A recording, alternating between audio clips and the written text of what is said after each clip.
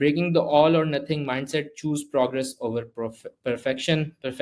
मैं खुद पर्सनली बहुत ज़्यादा परफेक्शनिस्ट आदमी हूँ भी, था ज़्यादा, डिपेंड करता है चीज़ों के ऊपर।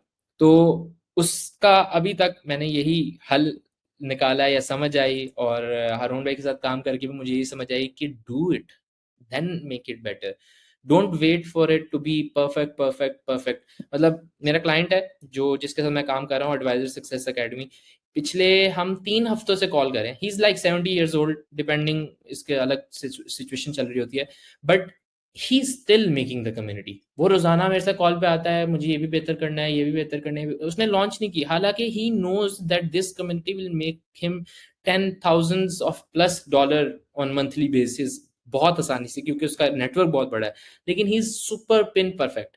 अब इमेजिन कि इस बंदे ने 1 हफ्ता के अंदर चीजें गेट डन करके, मतलब हल्की सी ऊपर ऊपर से चीजें इंप्लीमेंट करके लॉन्च कर दी होती, तो then by time he can do so much, और मीन वाइल पैसे और ज्यादा कमा रहा होता। तो मैंने अभी तक यही मेरे दिमाग को समझ आया कि भाई just do it, make it perfect by time, get better by time. तो इससे ये होता है कि आपको फिर दिमाग में ये नहीं होता कि आउटपुट क्या आएगा, क्योंकि जब आप कोई चीज़ बहुत परफेक्ट बना के अप्लाई करते हो ना, तो जब उसके रिजल्ट्स नहीं आते ना, तो आप सैड हो जाते हो, आप डिप्रेस हो जाते हो, आप कहते हो यार ये आउटपुट नहीं आया जो मैं एक्सपेक्ट कर रहा था। बट जब आप इम्प्लीमेंट करते हो और साथ साथ करते जाते हो ना, तो then you do not expect any output, लेकिन at the same time output आपको सामने नजर आ रहा होता है और वो आपको खुशी दे रहा होता है। तो एक्सपेक्टेशन परफेक्शन से लगाना हर एक का काम नहीं होता उस तरह से। मतलब आई डोंट नो कि एलॉन मस्क वाला कैसा सीन है, लेकिन ये है कि डिपेंड्स हर एक के लेवल पे कि कोई किस लेवल पे परफेक्ट है, कितना परफेक्शन वो अफोर्ड कर सकता है। हम लोग अफोर्ड नहीं कर सकते परफेक्शन, क्योंकि हम लोगों को पैसे बनाने हैं, हम लोगों को अपना ईमान बचाना है, हम लोगों को एक सिस्टम खड़ा करना है, हम लोगों को एक स्ट्रांग मुसलमान बनना है, एक स्ट्रांग बंदा या बंदी बनना है। तो उसके लिए हमें बस प्रोग्रेस पे फोकस करना चाहिए, परफेक्शन खुद ही आ जाएगी, खुद ही हम किसी ना किसी चीज में बेहतर होते जाएंगे। Take tiny actions even on low energy days.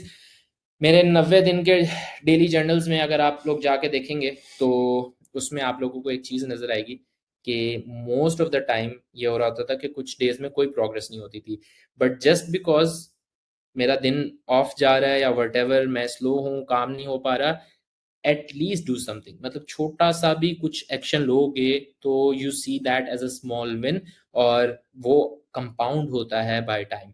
90 days का challenge, why it's so impactful, because everything you do in 90 days वो आपके सामने आता है, और वही सामने आ रही होती चीजें जो आपने थोड़ा थोड़ा थोड़ा थोड़ा करके कंपाउंड किया होता है विद इन 90 days। 90 days बड़ा आला नंबर है, मतलब आई थिंक के 30 या 60 days would never justify 90 days। 90 days एक नेक्स्ट लेवल चीज है जो आपको आउटपुट इतने क्लियर तरीके से देता है ना, कि आपको सारी प्रोग्रेस समझ आ रही होती है। तो छोटी छोटी विंस पे फोकस करें, छोटे छोटे एक्शंस लें। अगर होता है, हम इंसान हैं, लेजी हो जाते हैं, स्लो हो जाते हैं, दिमाग नहीं चल रहा होता, कंफ्यूजन चल रही होती है, तो उसमें लेकिन यह है कि जस्ट जस्ट मेरे लिए तो ये भी एक एक्शन है कि अगर मेरा दिन बहुत ही डाउन जा रहा है ना, I will just come on desk, open my laptop and try to see few things, और अगर यही मैं कर लेता हूँ ना, तो मेरे लिए एक छोटी सी विन हो गई है। और आई नो कि अगर मैं ये कर लूंगा तो 3-4 छोटे छोटे और काम हो जाएंगे। तो कई दफ़ा ऐसा होता है कि आप, मतलब मेरे साथ ये हो रहा था बीच में कि कुछ दिनों में ऐसा होता है कि मैं सोच रहा था कि यार आज तो मैंने फजूल दिन गुजारा, कुछ नहीं किया, लेकिन देन जब मैं जर्नल करने बैठता था तो मुझे समझ आता था, अच्छा यार आज बुक पढ़ी मैंने, गुड विन। आज मैंने अम्मी के साथ टाइम गुजारा, गुड विन। आज मैंने लैपटॉप खोल के एक मैसेज किया, गुड विन। तो छोटी छोटी चीज़ों को ऑब्जर्व करो, अपने साथ, लाइक उसको देखो, तो वो आपको नज़र आएगा कि आपकी जो लो एनर्जी डेज भी है ना, उसमें आप मिशन के ऊपर हो, आप मिशन कभी नहीं रोकते। लो एनर्जी हाई एनर्जी होती रहती है, इट्स पार्ट ऑफ लाइफ। अमीर गरीब होते रहते हो, इट्स पार्ट ऑफ लाइफ।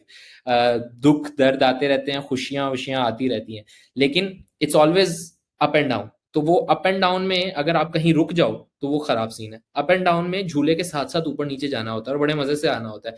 कि आप झूला नीचे जा रहा है, आपको कि अच्छा सही है, मैं थोड़ी सी कोशिश करता हूँ इधर आ जाओ, तो उतनी देर में झूला आपका इधर आ जाता है। सीसॉ की बात कर रहा हूँ मैं।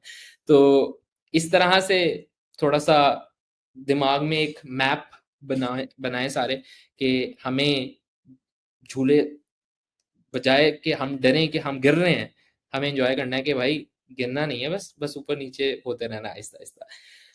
Remove guilt around imperfect work. Guilt बीमारी है और गिल्ट को हमें ज़्यादा अस्थवार नहीं करना सर पे। एक थोड़ा सा हेल्दी गिल्ट भी होता है, जिसमें हेल्दी गिल्ट ये हो गया कि नमाज मिस हो गई, तो वो एक हेल्दी गिल्ट है, क्योंकि वो अगर गिल्ट नहीं हो रहा तो दैट मीन्स कि आप आपका नमाज के साथ कोई कनेक्शन डेवलप नहीं हुआ था। लेकिन ये है कि वो गिल्ट को सवार इतना नहीं करना होता, उस गिल्ट को यूटिलाइज करना होता है। When you utilize your guilt, तो वो गिल्ट एक तरह से ब्लेसिंग बन जाता है, और आप अगला जो एक्शन लेते हो ना, फॉर एग्जांपल अगर मैंने किसी दिन 5 नमाज़ें छोड़ दी, पूरी की पूरी 5 नमाज़ें छोड़ दी, तो उस दिन का मुझे गिल्ट होगा। अगले दिन मैं उठूँगा, नमाज में जल्दी स्पीड से जाऊँगा और ज़्यादा इम्पैक्टफुल नमाज़ पढ़ूँगा कि अल्लाह ताला आई एम रियली सॉरी, और मैं मतलब डेप्थ वाली नमाज़ पढ़ूँगा। तो वो गिल्ट को यूटिलाइज़ करना कहलाता है, तो उसको एज़ अ ब्लेसिंग लेना चाहिए। ब्लेसिंग नहीं लेना चाहिए मतलब इस तरह से कि ब्लेसिंग बनाना चाहिए, और आप अपनी एफर्ट से ब्लेसिंग बनाते हो।